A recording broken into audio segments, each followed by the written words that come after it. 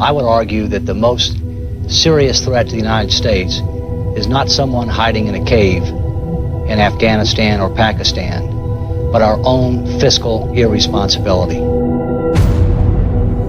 The President of the United States.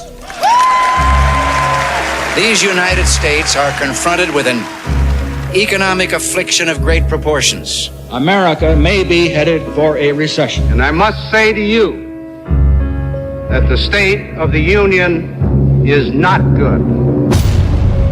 We are engaged in a long and hard fight against inflation.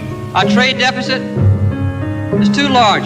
Part of our trouble is that we have been self-indulgent, and now the bill has come due. Unless we act forcefully, and now, the economy will get worse. But I pledge to you tonight that the full powers of this government will be used to keep America's economy producing. What we need is spending discipline in Washington, D.C. And thus restore balance to our economy. We will continue along the path toward a balanced budget. Once it's balanced, we will start paying off the national debt. And now we are on course for budget surpluses for the next 25 years. A stronger nation and economy requires more than a balanced budget. Only a true partnership between government and the people can ever hope to reach these goals. We must act today in order to preserve tomorrow. We must solve problems, not leave them to future generations. We won't leave it to our children and our grandchildren.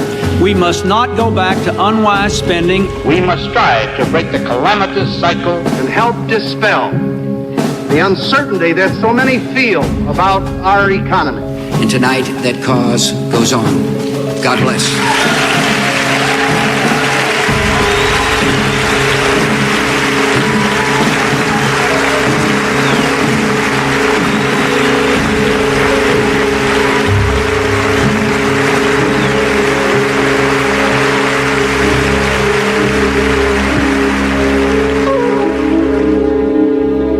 What hit the economy first was a housing slump. Fears spread to Wall Street. Consumers tightened their purse strings. The U.S. Federal Reserve cut its key interest rate by half a point. The I word, inflation, is coming to the fore. Major developments on the lending crisis in the U.S. Oil and gold prices are spiking. Nuclear strike here on our financial market. And it's complicated as of where we are in the election cycle. Huge disconnect between Wall Street and Main Street.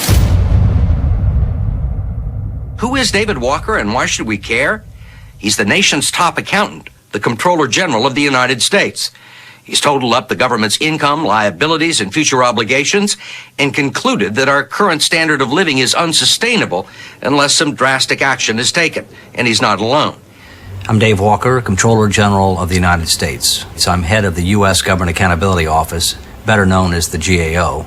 We're in the legislative branch of government.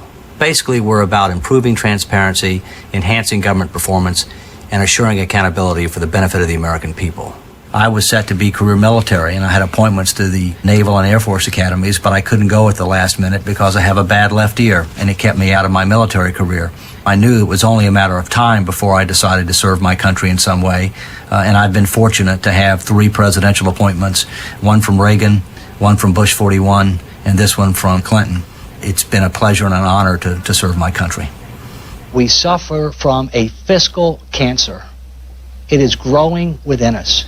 And if we do not treat it, it could have catastrophic consequences for our country.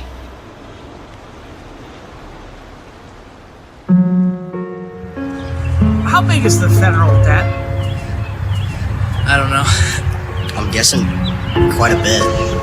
I wouldn't know that. Like 3 million? I know it's in the billions.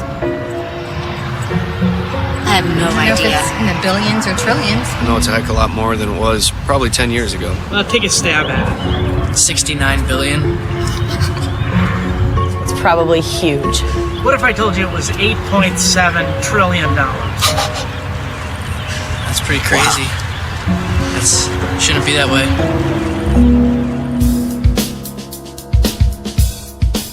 $8.7 trillion. Just how much money is that? With a number this large, it helps to compare it to the overall size of America's economy, what economists call the gross domestic product, or GDP. In February 2007, when our federal debt was $8.7 trillion, our GDP was around $13.5 trillion. That meant that our federal debt was about 64% of our GDP. This level of debt to GDP is not the real problem. It's where we're headed that matters, and it's projected to get much worse in the future. In addition, as you'll find out soon, this $8.7 trillion number is only a fraction of our nation's total fiscal challenge. Chairman Conrad, Senator Gregg, and members of the committee, thank you for inviting me to discuss solutions to the nation's long-term fiscal challenges. I'm Robert Bixby, and I'm the Executive Director of the Concord Coalition. It's a nonpartisan organization, it's a grassroots organization, and we advocate fiscal responsibility. Well, our current fiscal policy is unsustainable. Most people from the left or the right agree on that. They may disagree on how to deal with it, but most people think that eventually the fiscal policy of the country is headed over a cliff. This is the federal budget for 1988. It's jam-packed with numbers, and it's got some descriptions in the beginning of the programs that the president was pushing. Here is the budget for 2005, for a couple of years ago. The main budget document it's got some numbers in it. It has pictures in it. There's a lot of color pictures in it and glossy paper and things. It's not what it used to be, where you just had numbers and some descriptions of the programs. It's kind of a metaphor for what's happened with federal government. Here we go. If you just joined us, David Walker, who is Comptroller General of the U.S., is here in the studio with us. For the past few years, you've gone around the country on what you've called fiscal wake-up tours. Tell us what those are and why you're doing this. There's a coalition of groups that has come together. The key players are the Concord Coalition, the Brookings Institution, the Heritage Foundation, and myself as Comptroller General of the United States. We have many other organizations that are involved as well, but those are the four cornerstones. What we're doing is we're going outside the Beltway to state the facts and speak the truth to the American people, to help them understand where we've been, where we are, where we're headed. Because my view is the only way that elected officials are going to make the tough choices is if the people understand the need for these choices and will not punish them for doing what's right for America's future. The facts aren't Democrat or Republican. The facts aren't liberal or conservative. The facts are the facts. And, there's broad-based agreement among the fiscal wake-up tour participants that span the political spectrum, that our financial condition is worse than advertised, that we need to act soon because time is working against us. America faces four serious deficits today. The first is a budget deficit. The second is a savings deficit. The third is a balance of payments deficit, of which the trade deficit is a subset. And the fourth and most serious of all is a leadership deficit. How can this be happening to the richest country in the world? Well, we've lost our way, quite frankly. Let me tell you how we got to where we are.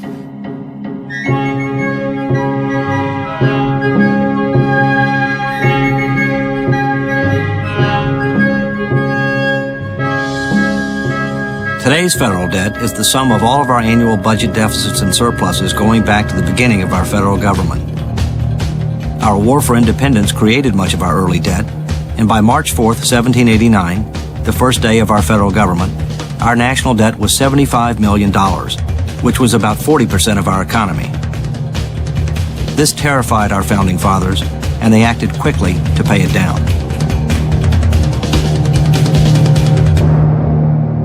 We didn't stay there for long. The Civil War not only had a huge human cost, it brought the United States to the brink of bankruptcy. However, like before, we paid our debt down quickly.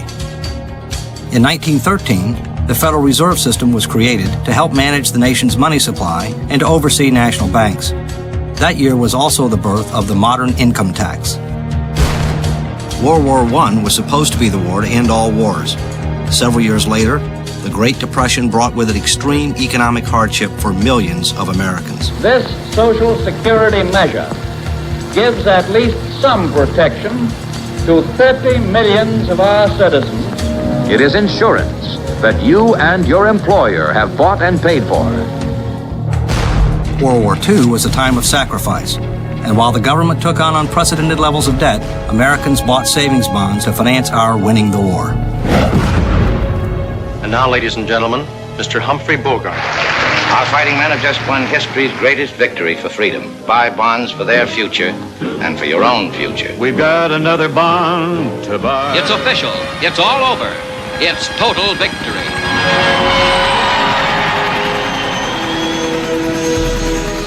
The large military and social spending practices of the 1960s and 70s were two key factors that led to a major economic downturn by the end of the 1970s.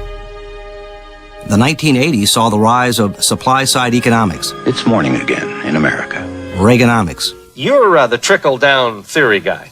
I'm betting my reputation on it. The controversial Laffer curve proposed that lower marginal tax rates would eventually generate higher tax revenues. The theory did have its critics. Let me just give you a difference that I have with Governor Reagan on taxes. It is what I call a voodoo economic policy. For decades, we have piled deficit upon deficit, mortgaging our future and our children's future for the temporary convenience of the present. Read my lips. The debate over supply-side economics continues to this day. But what is not debatable is that the federal debt exploded in the 1980s. A fundamental shift had occurred. America was becoming addicted to debt. Never before in our history had so much debt been created during an era of relative peace and prosperity. Yes, the Cold War ended, but it came at an extremely high price, and people from across the political spectrum were becoming very alarmed.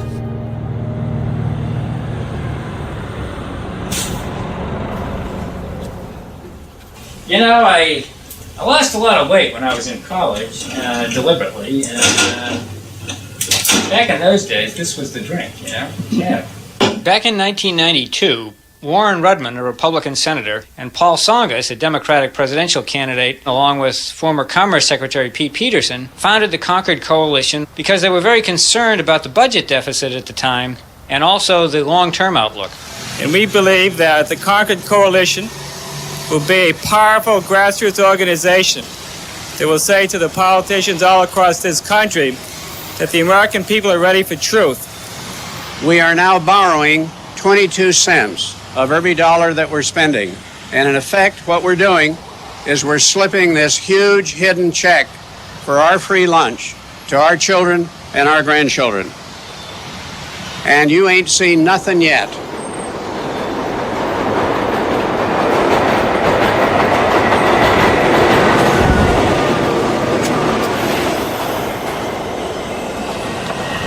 This is the issue that the Concord Coalition was formed to address. So, yes, I do feel a particular responsibility to advance the cause. And, you know, things like this, like today's hearing, are just a great opportunity to do so. They don't come along all the time. Some people say, well, this is all gloom and doom. You know, you're talking about all these terrible numbers and statistics, and it's really, you know, if this were gloom and doom, we wouldn't be doing it.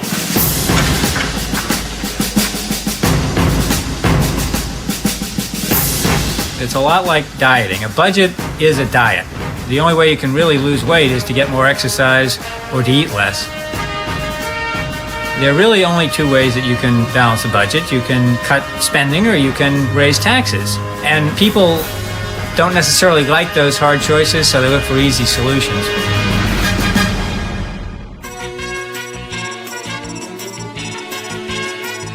I especially want to welcome the really outstanding witnesses we have here today.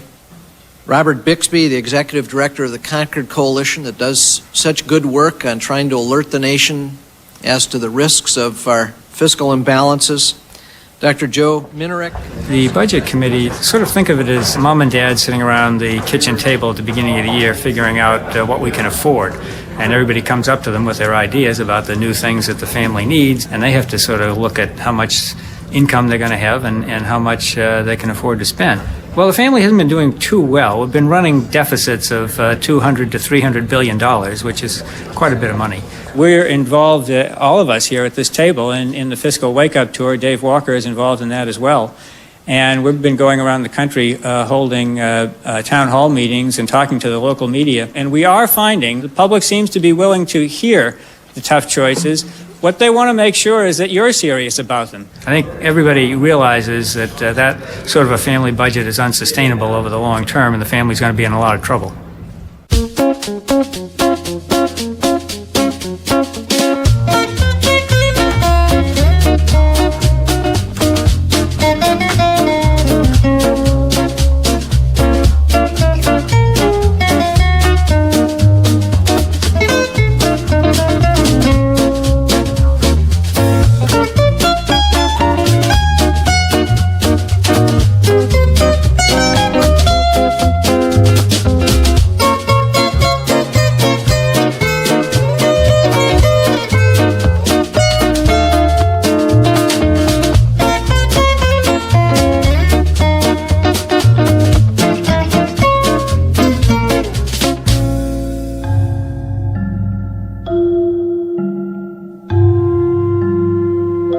In the last 40 years, we've had 35 budget deficits and only 5 budget surpluses. But remember, we've been running large annual surpluses in our Social Security program for years. These surpluses are spent every year to help pay other bills in the federal government. Without the Social Security surpluses, our real track record on deficits looks a whole lot worse. This is something that's utterly unsustainable. And remember, all of that has happened before the baby boomers retire. And the baby boomers are not a projection. They're born, they're out there, they're going to be eligible for Social Security and Medicare, and yet we can't pay our bills now. In less than 10 years, Social Security will be paying out more than it takes in, and will only get worse as baby boomers retire in larger and larger numbers. By 2017, Social Security will not be helping to reduce our overall deficit, it will be adding to it. Our enormous Medicare deficits and other federal spending that also lie ahead will only make this situation worse. The only issue that's more severe than this would be the idea that an Islamic fundamentalist would get his hands on or her hands on a nuclear weapon and use it against us. Beyond that, there's nothing that's more severe than this. This issue represents the potential fiscal meltdown of this nation, and it absolutely guarantees, if it's not addressed, that our children will have less of a quality of life than we've had, that they will have a government they can't afford, and that we will be demanding so much of them in the area of taxes that they will not have the money to send their kids to college or buy that home or just live a good quality of life. Obviously, if the public doesn't understand, there's going to be no sense of urgency and no pressure on our colleagues or the White House to act. I thank this panel, and we'll stand in adjournment. Right now, if you look at the federal budget, it's running a deficit, and it will probably run a deficit for the next several years. Those deficits are not off the charts. We've been there before. But what is really worrisome is the longer run future. If you look at just 3 programs, Medicare, Medicaid, and Social Security, the spending for those programs under current rules will rise very rapidly over the next few years. Indeed, for the foreseeable future. Longevity increases and rising medical care spending are symptoms of being a rich country. However, we've got to do something about it. Unless we're willing to raise taxes and keep on raising them, or close down the rest of the federal government, we've got a very big problem staring us in the face. Jefferson went on record saying that it was immoral for one generation to load up the next generation with debt. In private life, we don't do that. A person goes to his grave and his debts go with him, more or less. But in public, we do. In public, we have the system whereby one generation can spend money before it's been earned. And it spends the money, and then somebody's got to pay that money in the future, and that somebody is the next generation. To me, that is an immoral situation, and it's not just immoral, it's just fundamentally wrong and mean for one generation to spend the next generation's money.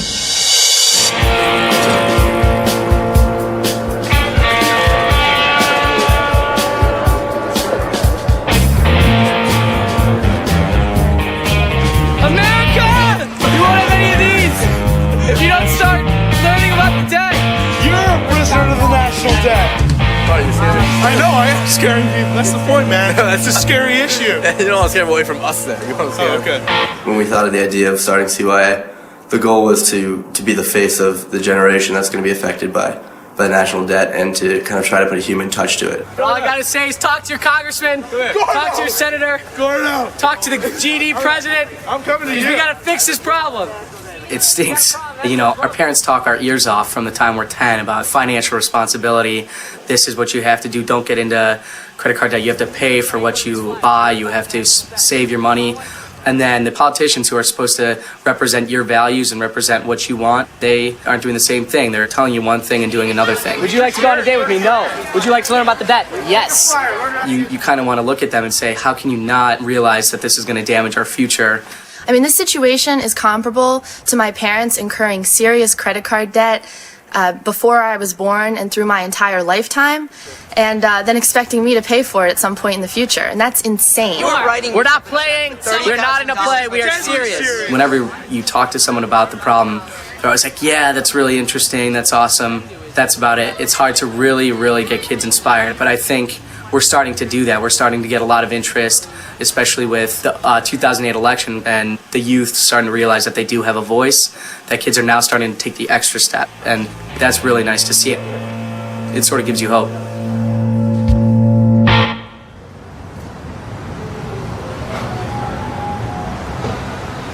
You know, there's this perception that, the public doesn't care about, these are just numbers, it's boring stuff. When we go out and do our town hall meetings, people love it. What they're frustrated with is that they can't get straight answers from politicians, or they're told things that just don't make sense. Like, we can cut taxes and add a prescription drug benefit to Medicare, and, instinctively people think, I don't think that really adds up, but I mean, this guy is telling me that I can have it all, so, okay, all right, I'll vote. I'll vote for him.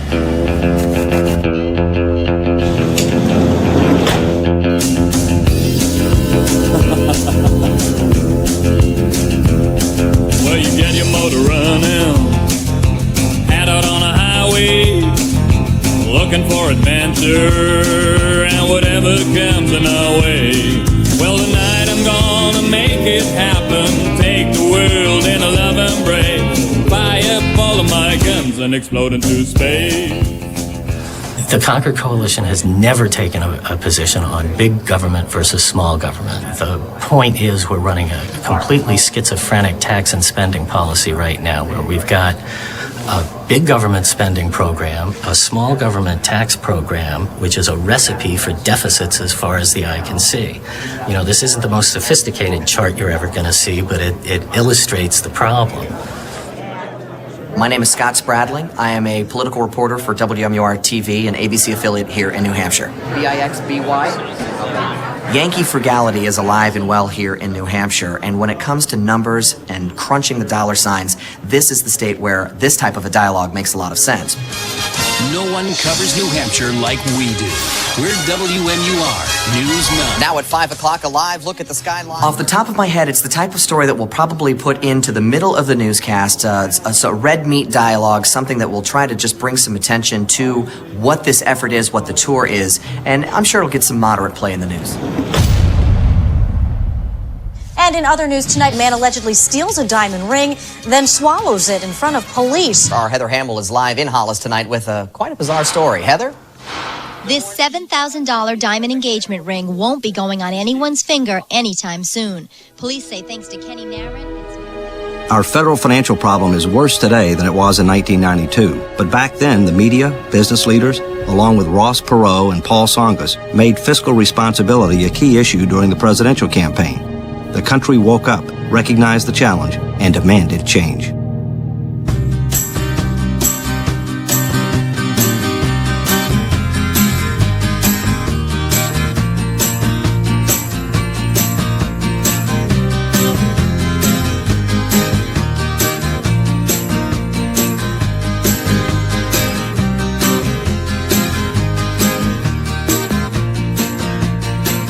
We come here today, Democrats and Republicans, to celebrate a true milestone for our nation. In a few moments, I will sign into law the first balanced budget in a generation.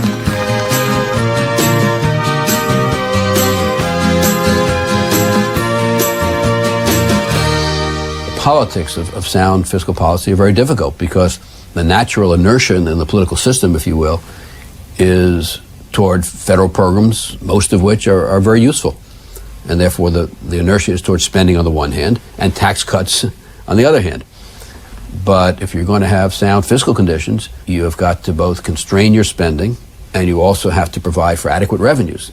And what ultimately is involved are very difficult trade-off decisions involving federal programs and what the American people want their government to do, and then providing the means to pay for it.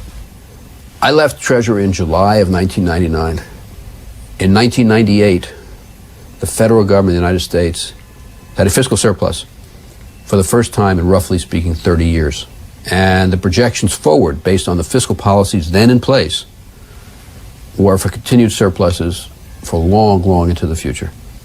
And I thought that what had happened, well, I don't actually, I'm going to say what I thought. What had happened was that a political coalescence had occurred or had developed around maintaining fiscal discipline, which is a very difficult thing to do politically because it requires spending constraint and adequate revenues. And I thought we were on that track. It happened this week, something few of us thought we'd ever see. The national debt clock was turned off at noon last Thursday, having outlived its purpose. While the national debt has hardly disappeared, it stands somewhere in the $5 trillion range, it is slowly winding down, having dropped by over $100 billion since the first of the year.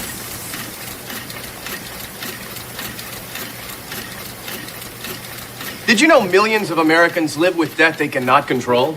That's why I developed this unique new program for managing your debt. It's called Don't Buy Stuff You Cannot Afford. Let me see that. If you don't have any money, you should not buy anything. Sounds interesting. Sounds confusing. I don't know, honey. This makes a lot of sense. There's a whole section here on how to buy expensive things using money you save. Give me that. And where would you get this saved money? How much money do you guys have in your savings accounts? A couple $100. About 1,000, maybe. Are you talking about money-wise? I end up using most of the money in my savings account, so it doesn't really work as a savings account. I'm not actually saving anything. I'm just storing it there. I think most people can say that they live paycheck to paycheck. I think the good majority of us do. David, we've got you right here. Robert, you're right over here, the introductions. This is Dean Board. How are you? I'm David Yepsen, and I'm a political columnist with the Des Moines Register. The most important issue in the campaign is Iraq, but I think this issue is really the most important issue facing the country.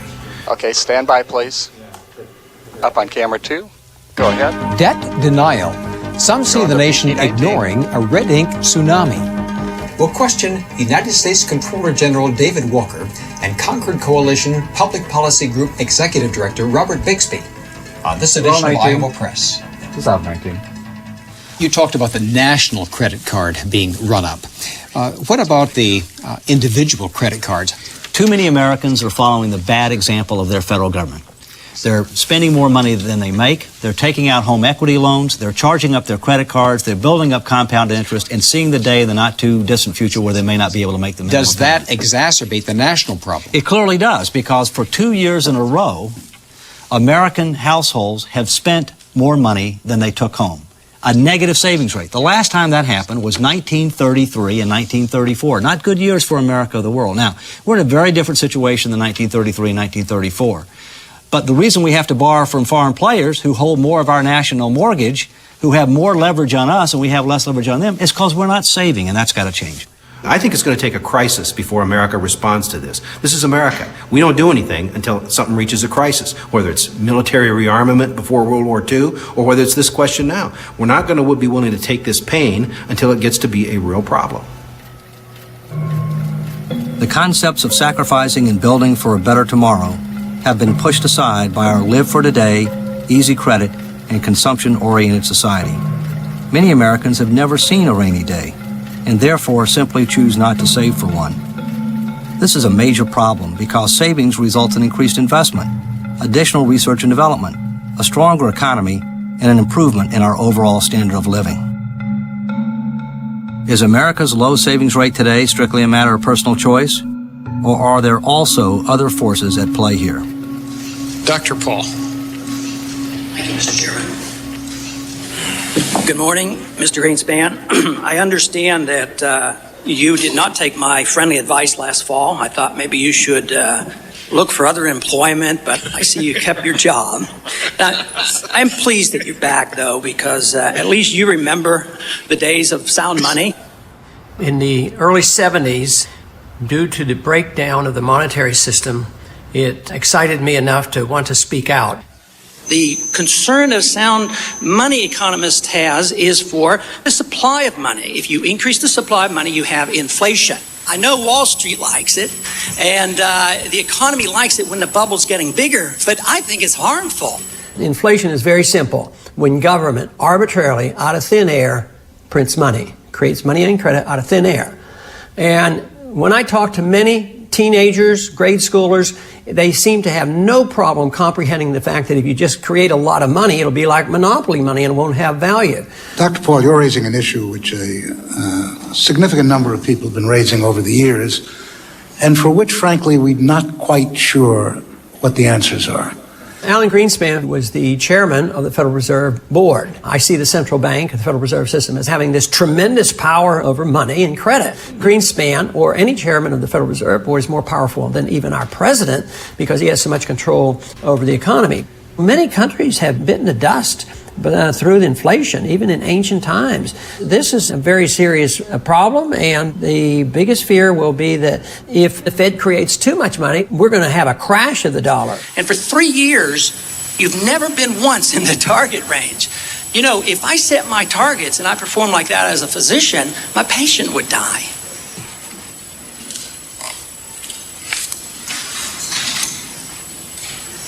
Is the gentleman finished? Yeah, thank you very much, Dr. Paul. Mr. Watts. Thank you, Mr. Chairman.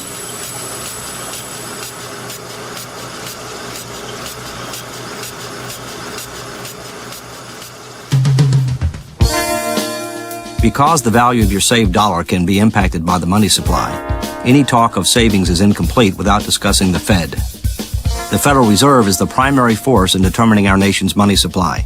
This is known as monetary policy, and it should not be confused with what is called fiscal policy, which relates to tax and spending policies set by the Congress. The Fed's two main policy goals are, first, to help stimulate economic growth, and second, to try to keep inflation low. These goals can conflict. When the Fed determines that the economy needs a stimulus, interest rates are lowered, borrowing becomes easier, and more money flows into the economy. This is known as opening the Fed window, and the result is an increase of the money supply. When inflation is rising, which means that the dollar is quickly losing value, the Fed raises interest rates, borrowing becomes more expensive, and money eventually flows out of the economy. This closing of the Fed window decreases the money supply. Severe inflation requires a very tight monetary policy, which often leads to increased unemployment and greater reliance on personal savings. In a worst-case scenario, the economy can become stagnant and inflation can increase, a situation called stagflation. The Fed is then faced with an extremely difficult choice because it can't raise interest rates and lower them at the same time. It must choose either to stimulate the economy or to fight inflation. This last happened in the 1970s, and it was a very difficult time for our country. I was in the Nixon White House, first as an economic advisor to President Nixon, and then as Secretary of Commerce. Well, I think history will record that Federal Reserve was part of the problem. They let money supply get out of control. When Paul Volcker took over, he realized the need for tough action.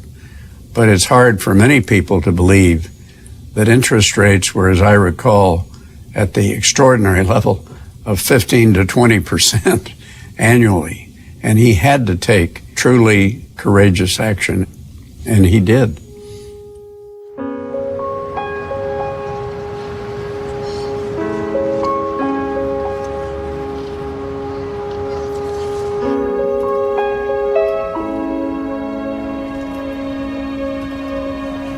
That's a book for you. Poor Richard's Almanac. With an introduction by Paul A. Walker. I recommend it to you at your nearest bookstore.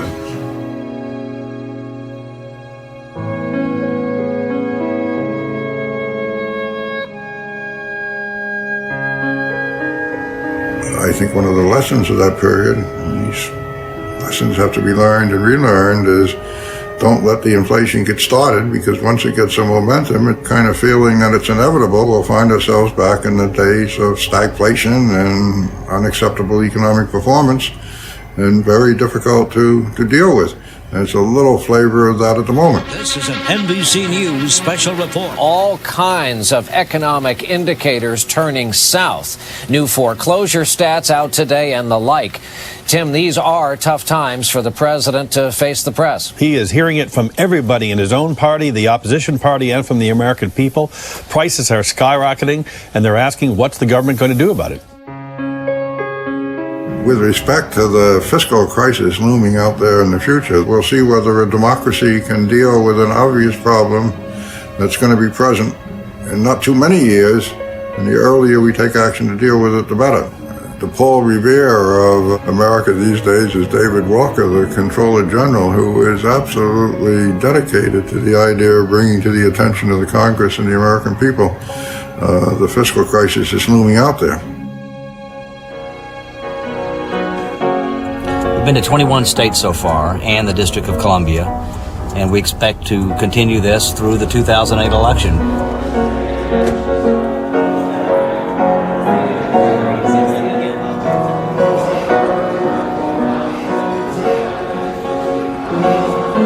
Before I came here, I was a high school business education teacher. I taught for 38 years. I'm very concerned about the federal debt. I think probably I'll survive, but I worry about my son and my grandchildren and the burden that it's going to place on them. You know, I don't think that deficit reduction is going to be described as a sexy topic. It is hard to break through with an unsexy message that sort of comes across as kind of like taking a cold shower. It's kind of we come along after the sexy messages. Cool people off, I guess. This is about the future of our country, our children, and our grandchildren. And ultimately, I'd like to think that politicians will rise above partisan politics to do what's right for our country. Well, my parents were poor dirt farmers, and they obviously wanted better for their kids. Things should get better for each generation. My only child is a college graduate, and I hope my grandchildren are going to be college graduates, but I think it's harder and harder to attain that. For we who are the middle class and the lower income people, we need help. We need help. Our nation is entering a demographic transformation to an older society, and we're doing so with rising healthcare costs and falling national savings. And that's a very bad combination for the future health of the economy. Priorities are totally screwed up in this country. You know, I'm not going to be around to see the disaster if it doesn't get better, but my kid and my grandkids are. And it scares me a lot. In any event, the more money you have relative to the amount of goods, the more inflation you have, and that's not good. So we're not a free market then. There is an invisible, there's a benevolent hand that touches us. Absolutely. You're quite correct. To the extent that there is a central bank governing the amount of money in the system, that is not a free market, and most people call it regulation. And so when you lower the interest rate and drive money to the stocks, that lowers the return people get on savings Yes, in a bank. Indeed, yes, indeed. So they've made a choice. We would like to favor those who invest in the stock market and not those who invest in a bank. That helps us. No, that's the way it comes out, but that's not the way they think about it.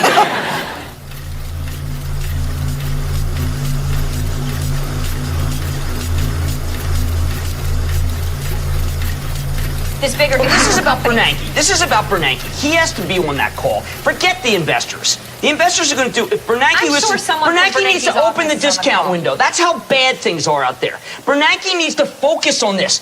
Alan Greenspan told everyone to take a teaser rate and then raise the rate 17 times. And Bernanke is being an academic. It is no time to be an academic. Listen, open the darn Fed window. He has no idea how bad it is out there. He has no idea. He has no idea. Kramer. I have talked to the heads of almost every single one of these firms in the last 72 hours, and he has no idea what it's like out there. None! My people have been in this game for 25 years, and they are losing their jobs, and these firms are going to go out of business, and he's nuts! They're nuts! They know nothing! Kramer. This is a different kind of market, and the Fed is asleep!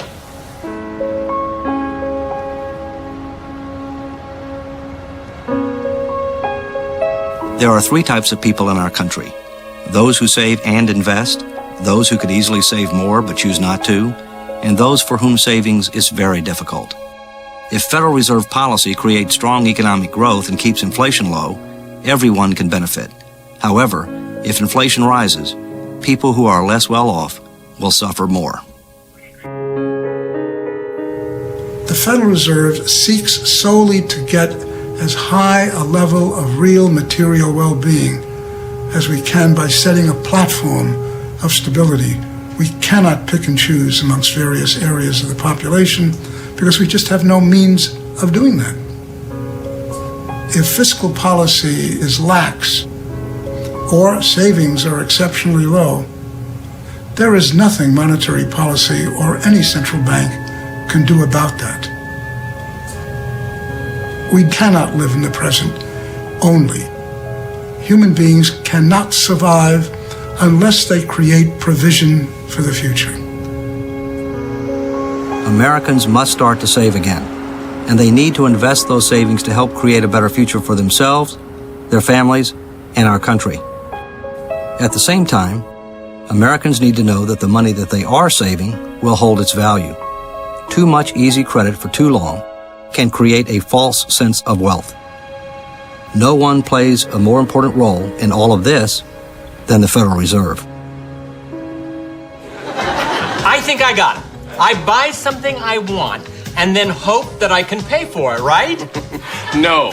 You make sure you have money, then you buy it. Oh, then you buy it. But shouldn't you buy it before you have the money? No. Why not? It's in the book. It's only 1 page long.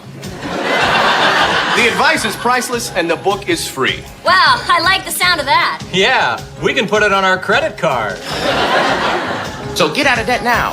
Write for your free copy of Don't Buy Stuff You Cannot Afford. And if you order now, you'll also receive Seriously, if you don't have the money, don't buy it. When I say trade deficit, do you know what that means? Deficit usually means something like disorder or something, so something is wrong with it. It's not good. It's the money that the United States owes. Wait a minute. I have no clue. Sorry. I have no idea. I think it's something along the lines of you've borrowed more than you've spent. Is the trade deficit with other countries, maybe? So if we have a trade deficit, we're importing more than we're exporting. Okay, there it is. In 2007, China had the largest trade surplus in the world. And who was dead last? The United States of America. Like we know Warren. Oh, what a guy. Oh, what a guy. I've always liked business. I've always liked investments. I've always liked economics. But I'm a disaster. If you ask me, what happens to a split atom or what happens to a cell within a body. So different people are wired different ways.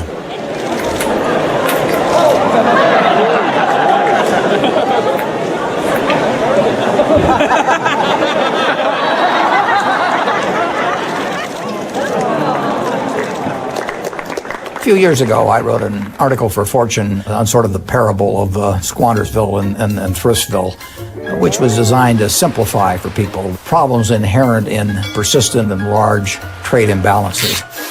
Economics tends to put people to sleep, and I thought maybe by creating a couple of islands with inhabitants of quite widely different activities that it might get across a point that otherwise they get lost on. The thrust is that if you own a lot of property, an island in this case, you can trade it off for the things that you eat and consume every day, and you can do that for a long time, but eventually you run out of property and then you have to work a whole lot harder to provide your own needs, but also to pay back for the debt you've incurred. short-term actions have long-term consequences that sometimes people don't think about in the short run. In the last few decades, but accentuating in the last 6 or 8 years, this country has started consuming considerably more than it produces. Because we're so rich, we can do it for a long time and we can do it on a large scale, but we can't do it forever. Eventually you run out. I mean, it's like a credit card. My credit's pretty good at the moment, and if I want to go out and quit working and have no income coming in but keep spending, I can, first of all, sell off the assets I have, and then after that I can start borrowing on my credit card, and if I've got a good reputation, I can do that for quite a while. But at some point I max out, and at that point I have to start producing a whole lot more than I consume in order to clean up my debts. In this country, we have seen imports increase from 5% of GDP to 17% or so of GDP in the last 35 or so years, and yet we have 4.5% unemployment, and we have a very, very prosperous country. So it's a good thing for us. What is not good is the imbalance between imports and exports. The rest of the world is buying more and more of our goods all the time, but at an even greater rate, we're buying more and more of theirs. That's not good. More trade overall is good as long as it's true trade. If it's pseudo-trade, where we're buying but not selling, I do not think that's good over time. If you're buying more than you're selling, which is what a trade deficit is, eventually your trading partners are going to own a lot of your wealth. When they are not buying your goods and services with this money, they will be looking for ways to invest it. Running large and persistent trade imbalances can be problematic, especially when a country has a low savings rate and its government needs to borrow more money every year to pay its bills. When the federal government needs to borrow money, do you know how they do that?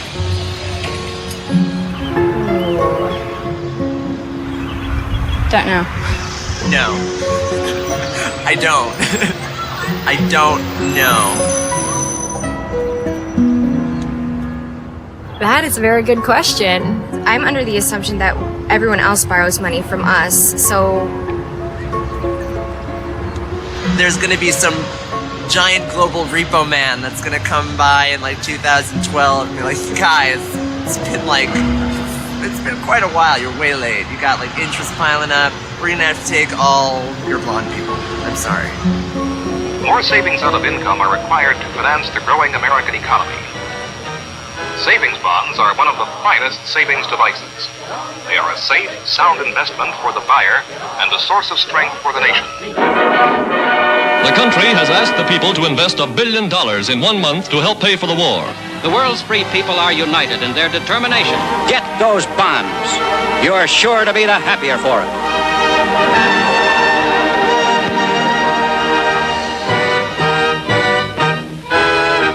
Get on, get on, get on the road to victory. Get off the rusty, dusty, and In the past, when we ran large budget deficits, our government turned to Americans to borrow that money. After World War II, virtually all the federal debt was owed to Americans. Today, our high budget deficits, our low personal savings rate, and large trade deficits have caused us to become increasingly reliant on foreigners to finance our debt and provide capital for investment. There's nothing inherently wrong with this in the short term, and the truth is America lends money to other countries. However, as our reliance on foreign lenders increases every year, one might ask, what are the longer-term consequences? We got another bond to buy.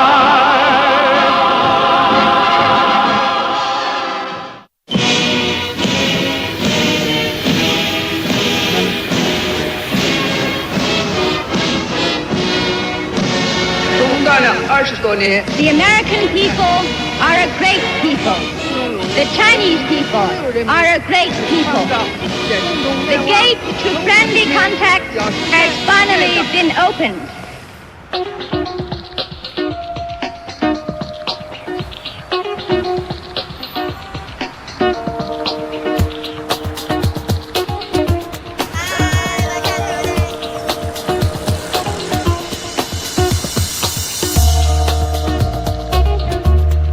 China is probably the biggest global economic story that there is going right now.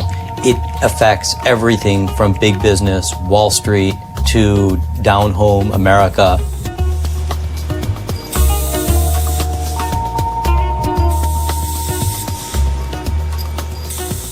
I have a mission.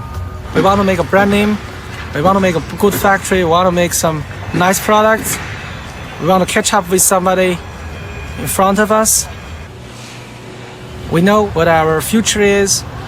And frankly speaking, I never imagined I can own such a land and make such a big building.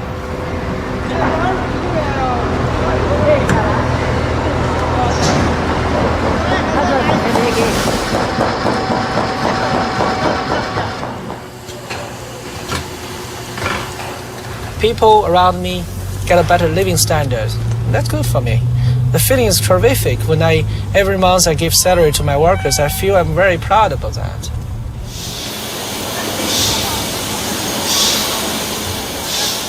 对对，这个也是我们相遇的地方。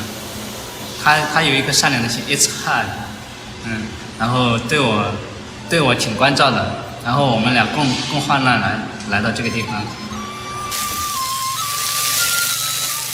其实这个也是中国的传统文化。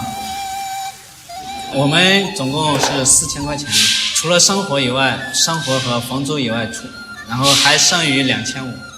我们在外面然后经历一些风雨啊，然后感觉这种传统应该坚持下去。作为一个人，他都应该有个目标。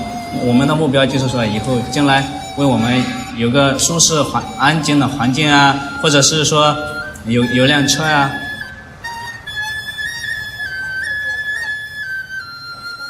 Chinese people are worried about the same things that Americans are worried about. They're worried about their health care. They're worried about their retirement. They're worried about boosting their own income. What scares a lot of Americans about China's growing prowess and these $1 trillion plus in foreign exchange reserves is a lot of that money is invested in U.S. Treasury bonds, in U.S. government debt that is keeping U.S. interest rates low and house prices high in the U.S. and allowing the U.S. economy to continue to grow quite well. A lot of people worry that somehow China is going to suddenly ask for its money back and walk away from the U.S. economy. You know, one wouldn't exist without the other one, and I think increasingly the relationship between China and the U.S. is growing tighter, at least economically.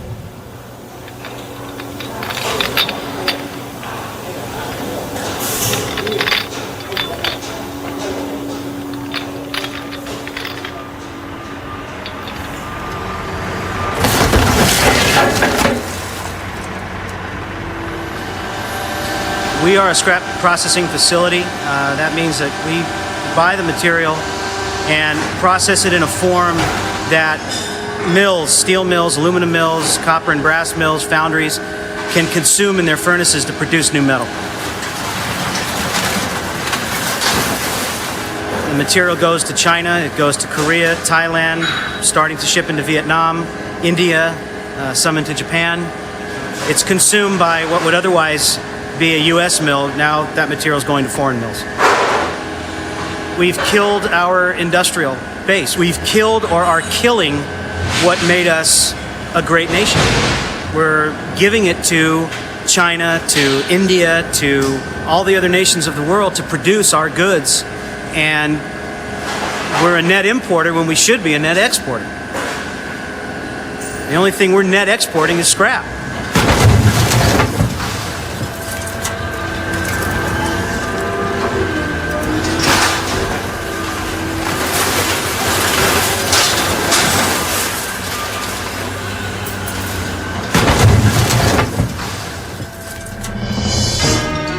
There have been reports that China may indeed start to liquidate some of their treasury holdings. The Chinese are the second largest holder of U.S. treasuries. $9 trillion of outstanding U.S. treasuries in total. China holds 400 billion of them. And it's a huge amount of money. It's so huge, Sue, it's called China's nuclear option, as you know, and that refers to financial, not ballistic weapons. If you want to know how it works in Washington, basically, China gets what it wants. We're going to be increasingly dependent on China for our own economic health, so we're going to have to figure out a way to get along with them.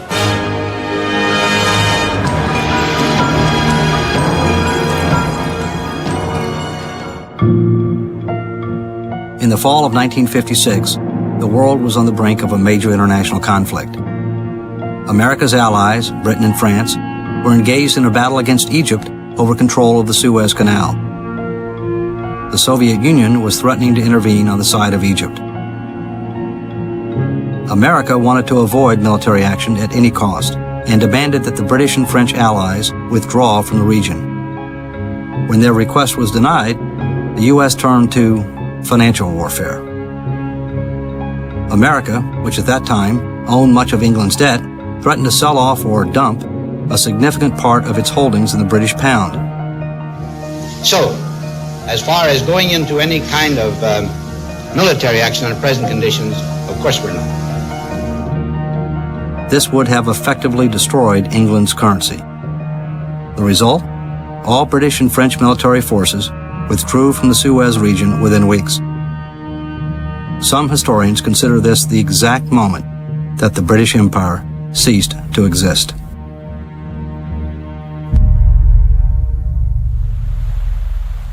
It took 42 presidents, 224 years to run up $1 trillion of U.S. debt held abroad. This president has more than doubled that amount in just 6 years. Last year, we borrowed 65% of all the money that was borrowed in the world by countries, 10 times as much as the next biggest borrower. That's why this debt is jumping so dramatically, and it just fundamentally threatens our long-term economic security. If we don't deal with this, our children and grandchildren are going to have a much different life than we have enjoyed. We'll be in such deep haunt to the rest of the world, we'll be dependent on the kindness of strangers. We'll be dependent on other countries continuing to loan us vast amounts of money.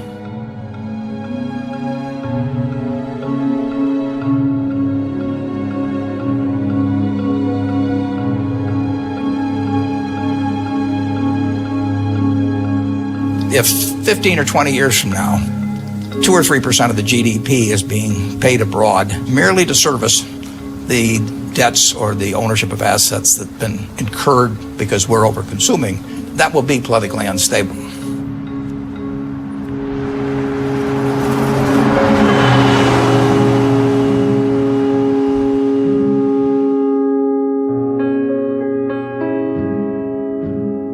We finance these deficits and this debt by borrowing money from other countries, the Chinese, for example. What implications does this have for our foreign policy if we're in hock to other governments? Does that give an American president flexibility to make foreign policy decisions, or do we have to worry about what our bankers think? We have to worry about what our bankers think.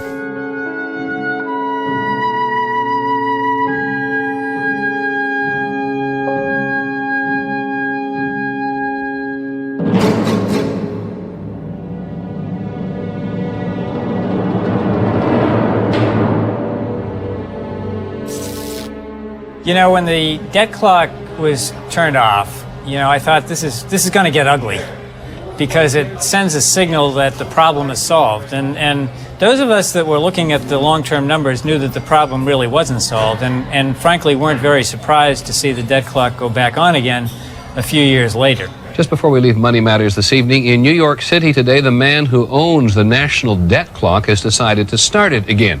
It shows the United States owes more than $66,000 for every American family. That's more than $6 trillion in all. The sign's owner turned it off almost 2 years ago, and now he says we need to be reminded that the surplus is gone and that deficit spending is back. Well, my father had many ideas of how to bring out the growing danger of the debt. At one point, he sent out a card, a New Year's card, to all the people in Congress and the Senate, saying, "Happy New Year, you owe the federal government $30,000. When we put this sign up, we moved it from around the corner, and we put it up over the entrance to the IRS, which we thought was very appropriate. The Clinton presidency, the clock we had then could not run backwards, so we covered it up with an American flag. This clock will be able to run backwards. Hopefully we'll get to a point where we can do that. We're rapidly approaching $9 trillion. Unless we're able to reverse the growing deficit soon, we're going to have to order up a new sign." As our mothers told us when we were growing up, when you have a little bit of extra money, be careful to make sure it doesn't burn a hole in your pocket. Well, quite frankly, it burned a hole through the pocket, through the floor, and, a good way through the planet.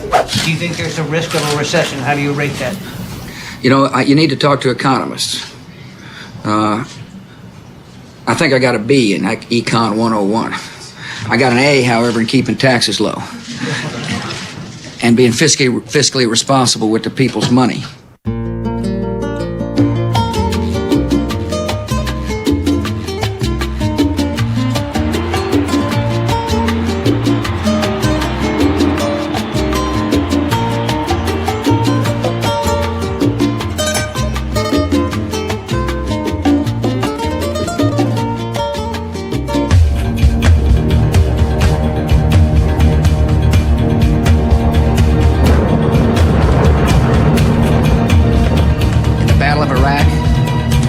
States and our allies have prevailed.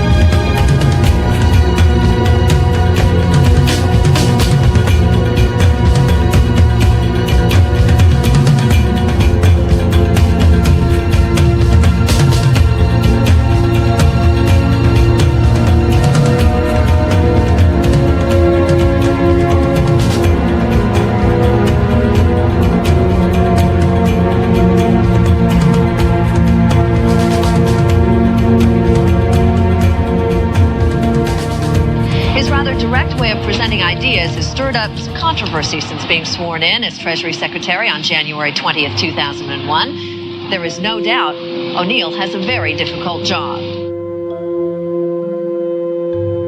President Bush 43 asked me to come back to the government and be the Secretary of the Treasury, which I did for 23 months before I got fired for having a difference of opinion. For the record, the White House is saying that Treasury Secretary Paul O'Neill and top economic advisor Larry Lindsey tendered their resignations voluntarily. The Vice President said, the President's decided to make some changes, and you're one of the changes. And what we'd like to do is have you come over and meet with the President and basically say that you've decided to go back to the private sector. You know, for me to say that I've decided to leave the Treasury is a lie, and I'm not into doing lies, and so that was it. I went back to my office, latched up my briefcase, and went down to the parking space that's reserved for the Secretary of the Treasury, got in my car, and drove back to Pittsburgh. Well, you know, it's a first in my life. I'd never been fired before. I'd only been promoted to ever higher levels of responsibility. But, you know, it was okay with me because I would have really been uncomfortable arguing for policies I didn't believe in. I argued during the second half of 2002 we should not have another tax cut. That was not a popular view. And in fact, it led to a conversation with the Vice President where he basically told me that we don't have to worry about deficits. You know, which I got to tell you was really a shock to me. You know, when the Bush 43 administration took over, we had something over maybe $5.6 trillion worth of national debt. Today, I think the number is $8.8 trillion. That's not an innocent change. It is a monumental change in the debt service that we have to do, in addition to and on top of all of the other things that our country needs to do. You know, I think we only need to look at the fate of other countries who've lived beyond their means for a long time. You inevitably get into trouble. When you get extended to the point that you can't service your debt, you're finished. If you look at what's happened to great republics in the past, they generally have not fallen because of external threats. They've fallen because of internal threats.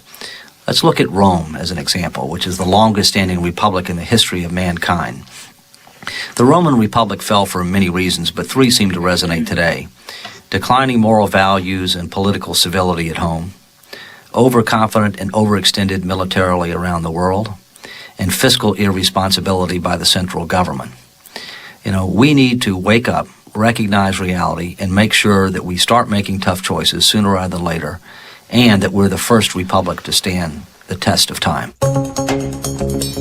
The purpose of today's hearing is to examine the fraud, waste, and abuse in the federal disaster assistance programs. New allegations of massive waste of taxpayer money. God, the books are cooked routinely year after year after year. Disaster assistance money was used to purchase items such as a $450 tattoo. Some of the U.S. and Iraqi money that was supposed to help rebuild Iraq was instead buying a lavish lifestyle for some of the people in charge. $20,000 for resort accommodations in Hawaii. Estimate $1 billion of fraudulent and improper payments. According to some estimates, we cannot track $2.3 trillion in transactions. $1,300 handgun. All costs were passed on directly to taxpayers. $400 massages. What is it you're doing here? You don't have any money. The American people don't have any money in this government. All they have is debt. $5,000 for a divorce attorney. This year, there will be a deficit in terms of our overall budget and spending this year. $200 bottle of Dom Perignon, purchased at a Hooters restaurant. And Girls Gone Wild videos. What is this, Comedy Central?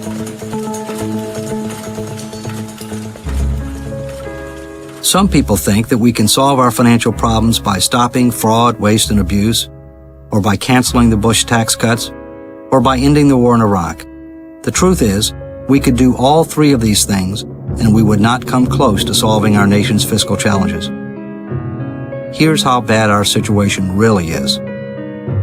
We already have approximately $11 trillion in total liabilities, including public debt. To this amount, you need to add the current unfunded obligations for Social Security benefits of about $7 trillion. Then add Medicare's unfunded promises, $34 trillion, of which about $26 trillion relates to Medicare Parts A and B, and about $8 trillion relates to Medicare Part D, the new prescription drug benefit, which some claimed would save money in overall Medicare costs. Add another $1 trillion in miscellaneous items, and you get $53 trillion. Our country would need $53 trillion invested today, which is about $175,000 per person, to deliver on the government's obligations and promises. How much of this $53 trillion do we have? Zip. By the time today's college graduates are ready to retire, 40 years from now, the only things our government will be able to pay for are interest on the federal debt and some Social Security, Medicare, and Medicaid benefits. All other parts of the federal government will be closed and out of business. What about taxes? We would have to raise federal tax burdens across the board, more than 2 times today's levels, to close the financing gap. Some politicians complain when any tax increases are mentioned. We're facing a more than doubling of federal taxes if we continue down our present path. Remember our debt to GDP? By the year 2040, our debt to GDP will be twice the record level at the end of World War II. And it skyrockets after that. Who's going to lend us money then? No matter what you personally believe should be done to address our nation's deficits, the magnitude of our problem is much bigger than people understand. Let's assume for a moment that all earmarks and special interest pork barrel spending were eliminated. They only represent about 1% of our annual federal spending. What if all 3 Bush tax cuts expired in 2010? That would only address about 10% of our federal financial hole. And what about Iraq? Even if the war ended in 2009, the total estimated cost of the war over time is less than 3% of our total financial problem. Our budget, savings, trade, and leadership deficits individually are bad enough, but in combination, they create a toxic mix that threatens our country's and our families' futures. As the baby boomers retire in large numbers, this tidal wave of spending will reach our shores, and we are simply not prepared for it. And trust me, it could swamp our ship of state. Unlike many other problems facing our country, this one is ours alone. We can and we must solve this one. The question is, when will we? As our nation's founder said, it's really up to us, we the people.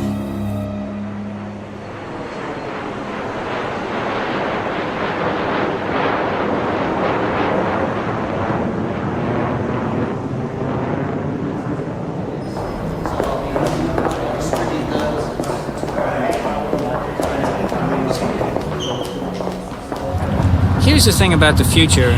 If you knew that, say, a levee was unsound, and you knew people were moving into the area, and you knew that they were at risk, would you stand by and do nothing and say nothing about it? Of course not. I mean, that would be irresponsible. Yet that's what we're doing as a nation to the future. We know that we have this problem. We know that the fiscal federal levies are unsound, you might say. We know that the structure is not sound for the long term, and yet we're ushering future generations in and saying nothing about it, doing nothing about it. And that's the immoral part of it. We've been through a lot together. We've met challenges and faced dangers, and we know that more lie ahead. Yet we can go forward with confidence, because the state of our union is strong.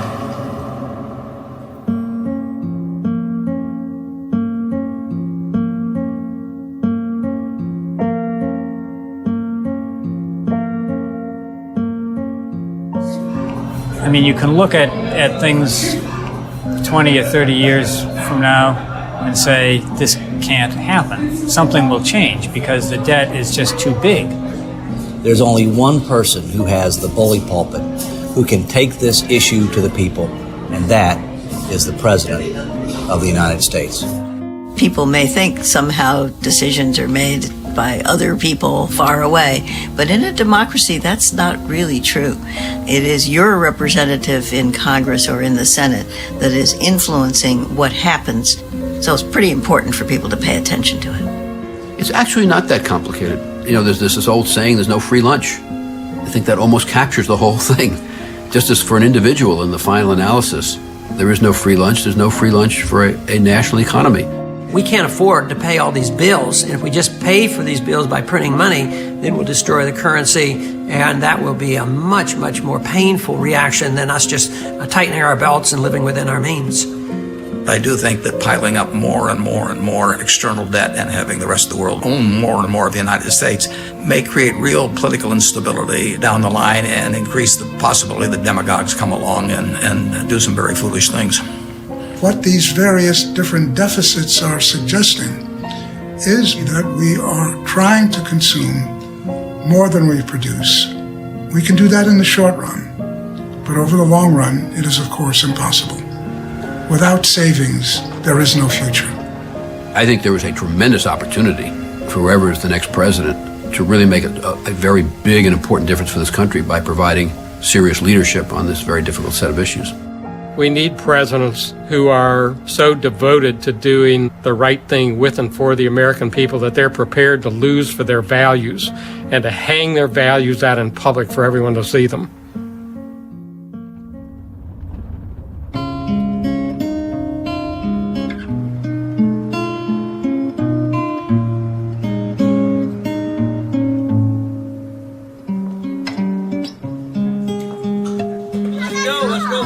I have 3 grandchildren. They didn't create this problem, but it's their problem. And if policymakers don't start making the tough choices soon, they're going to pay the price. They're going to bear the burden for the failure of others to act. And that's not acceptable to me. It's morally wrong, and it's time that we righted that wrong.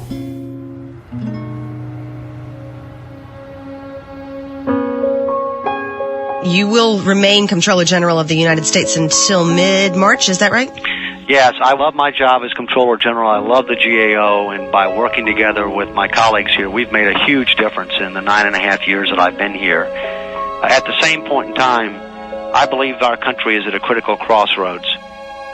There are practical limits as to what I can do as Comptroller General. I can't advocate specific policy solutions. I can't be as aggressively involved in grassroots efforts as I think will be necessary in order to achieve meaningful and lasting change. But I might say, Mr. Walker, your service has been in the best of what one would expect somebody serving our great country, and I suspect you'd find that virtually everybody else would agree. Thank you so much, Senator Leahy. It's been an honor and a privilege to serve. Good afternoon, Peterson Foundation. Tell us about the Peterson Foundation. Well, I'm going to be creating this foundation from scratch to make a difference for the country. The mission of the foundation is to get the message to millions of Americans and to propose sensible and workable solutions to address these challenges and to build public will to do something about them. I'm still going to be involved in the fiscal wake-up tour. You know, generals don't leave the fight, but sometimes they change their position on the battlefield, and that's exactly what I'm doing here. The fact is whether it's rain, or snow, or sleet, or dark of night, the fiscal wake-up tour rolls on.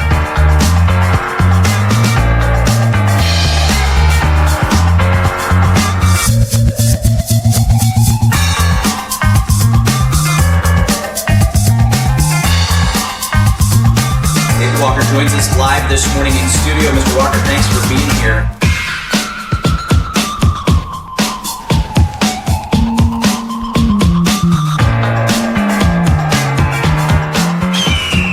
Tonight, David Walker says the country's biggest problem is our national debt. Finally, some good news about Iraq.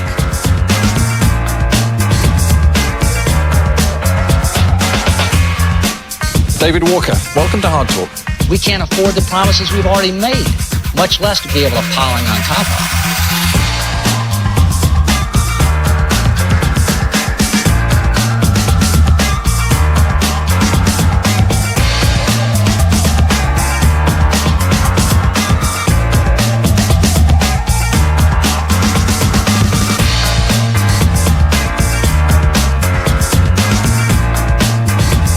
Please help me thank this distinguished panel. Please welcome David Walker. We've got to re-engineer and constrain spending, and we've got to engage in comprehensive tax reform in ways that will promote economic growth, but generate more revenues. Okay, I didn't understand any of that. Who is David Walker, and why should we care?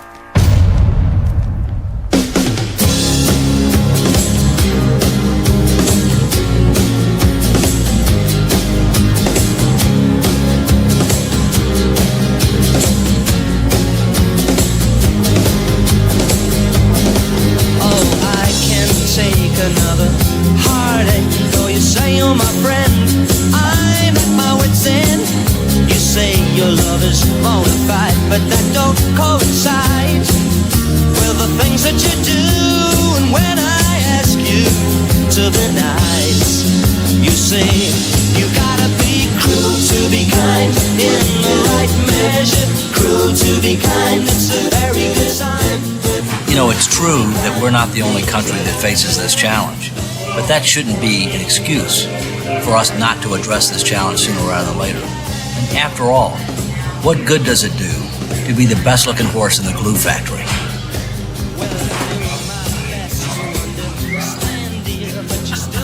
So, Peter, send your comments to the Government Accountability Office, David M. Walker, Comptroller General. To explain, you say you gotta be cruel to be kind, in the right measure. Cruel to be kind, it's a very good sign. Cruel to be kind means that I love you, baby. You gotta be cruel to be kind.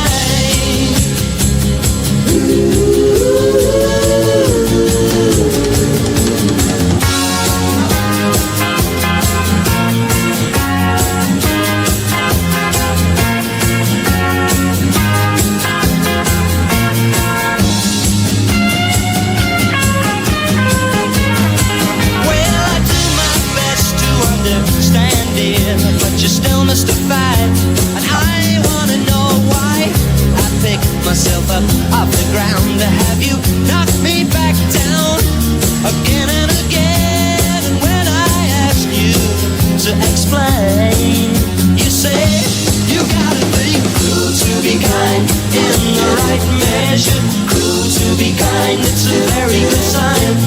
Cruel to be kind means that I love you, baby.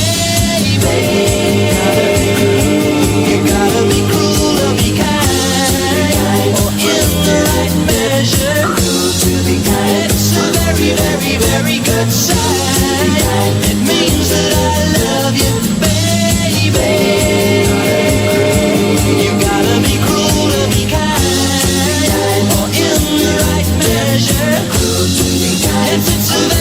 very, very good side.